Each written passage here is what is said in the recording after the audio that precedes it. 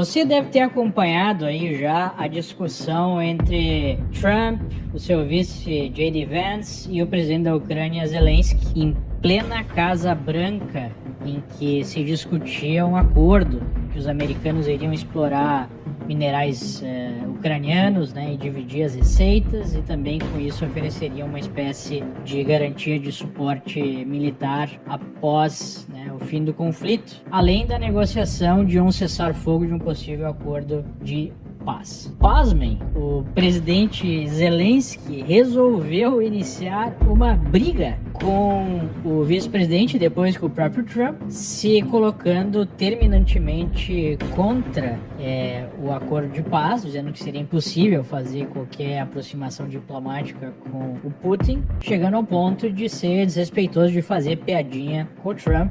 E o Trump basicamente encerrou as conversas, não teve acordo. E o senador Lindsey Graham, que é um dos mais ardorosos apoiadores da Ucrânia ao longo desse processo, que chegou a defender até mesmo um ataque à Rússia para defender a Ucrânia, e um dos maiores aliados do Zelensky no Congresso americano, não só dentro do Partido Republicano, deu uma entrevista há pouco dizendo que dificilmente os Estados Unidos vão poder negociar com o Zelensky novamente, e sugeriu até mesmo que ele renuncie para que os Estados Unidos possam ter outro interlocutor no país, né? Para você ver o nível de desastre diplomático promovido pelo Zelensky. Essa postura é tão esdrúxula, é um erro tão crasso, que fica a hipótese de ter sido uma postura deliberada para que o Zelensky pudesse então reunir o apoio dos globalistas europeus na guerra, deixando os Estados Unidos de lado, que também parece ser algo que não faz sentido, porque sem o apoio americano a Ucrânia não consegue manter o seu esforço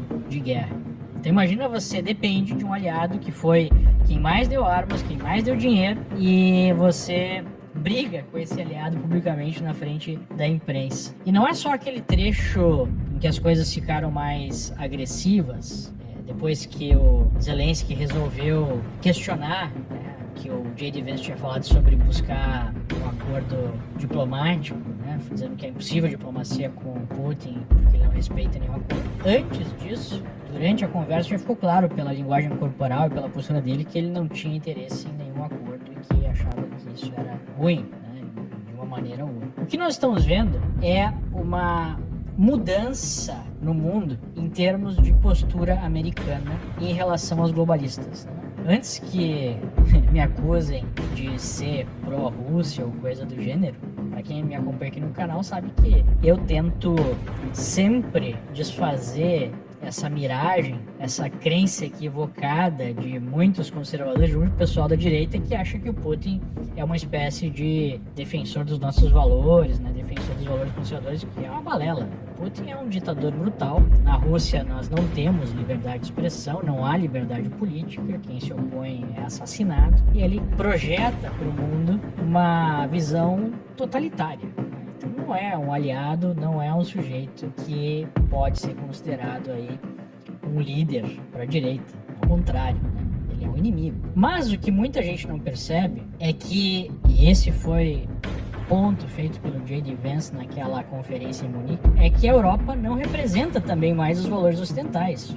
Hoje o projeto globalista europeu é um projeto também totalitário. Ou nós não estamos vendo na Europa, na Alemanha, por exemplo, pessoas sendo presas só por falar mal da imigração sem limites, que está destruindo o país, que se apresentem contra o abortismo, contra o ambientalismo radical, qualquer outra dessas agendas globalistas. Nós não estamos vendo a direita sendo criminalizada e censurada também, seja na Alemanha, seja na França, seja no Reino Unido. Esses efeitos, né, essa política globalista europeia é um grande... produz, melhor colocando, uma grande influência no Brasil, que talvez esse projeto autoritário esteja mais avançado. E os democratas americanos entraram nessa onda nos últimos vários anos, desde a eleição do Obama. E o Biden talvez foi o auge dessa postura globalista dos Estados Unidos. Nós observamos os democratas aparelhando estruturas, agências, né, de segurança, FBI, NSA, CIA, Departamento de Estado, Departamento de Defesa, agências como o USAID, né, que tem fomentado toda a esquerda global através de ONGs, bancado a imprensa, bancado a academia, bancado até mesmo indiretamente o laboratório de Wuhan.